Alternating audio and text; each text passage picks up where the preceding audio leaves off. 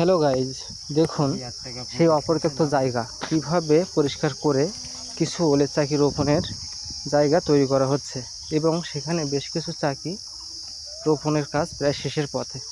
দেখেন জায়গাটা কি ছিল আর কি তৈরি করা হয়েছে এবং দেখেন সেখানে জৈব, টিএসপি এবং বিভিন্ন প্রকার সার রোপণ দেওয়া হয়েছে।